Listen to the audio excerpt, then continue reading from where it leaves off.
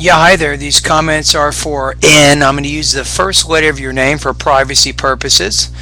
Okay, so let me just kind of remind myself exactly about your situation, and also there'll be some YouTube viewers who are also interested in your particular situation. So, if I remember correctly, I think back in March, I think March 26 or so, you found my webpage, you liked it, you subscribed to my 7-step system. You said in the original email that other courses were too expensive and did not focus on so many fields as your course, like pronunciation, for example. So you said, I hope that I could help you reach your goal, and your goal, I think, was to get 88 points or 22 points per section, and your first TOEFL exam was April 20. Alright, so let's take a look at how you did. So now I'm getting an email April 30th, and you're now telling me exactly how you did after using the 7-step system for just a few weeks. And let's take a look at what you said. You said, unfortunately, I couldn't study as regularly as I thought I would. I took a few TOEFL examples at home before the test. I found out some of them were quite easy.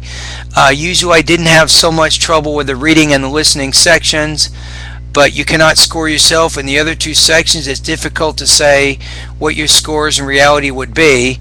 I had a feeling my biggest problem would be speaking, as I practice speaking the least. And also, I'm not confident in my English. I was a little bit concerned about the duration of the test, especially about the speaking, and there's so little preparation time. After taking the test, you say that you had a good feeling, you completed all the answers in the task, and all the topics were familiar.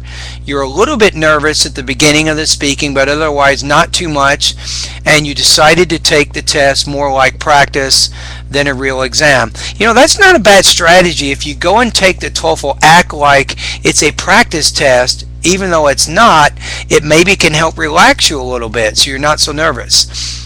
So you say your expectations were you would score a maximum of 80.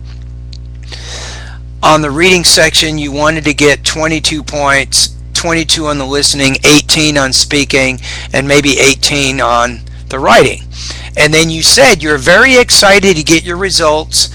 You needed 88, 22 points per section.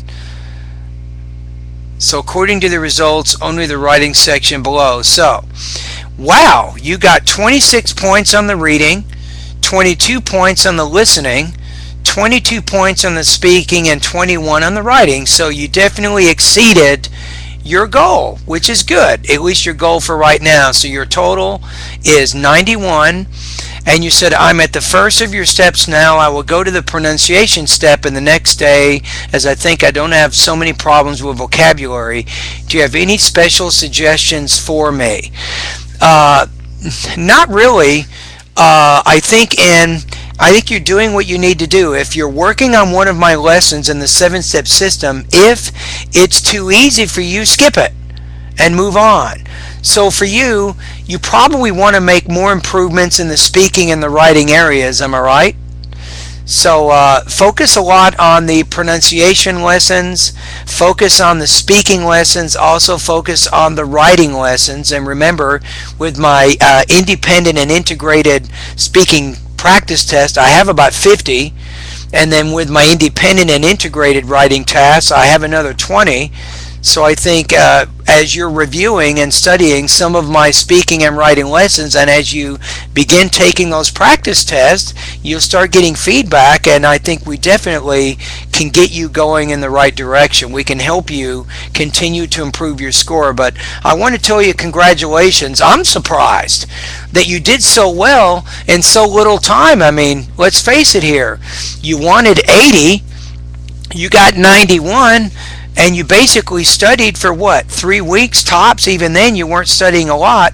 So I want to congratulate you on having some very solid academic English proficiency, and I look forward to working with you as a student and helping you move higher than what you are right now.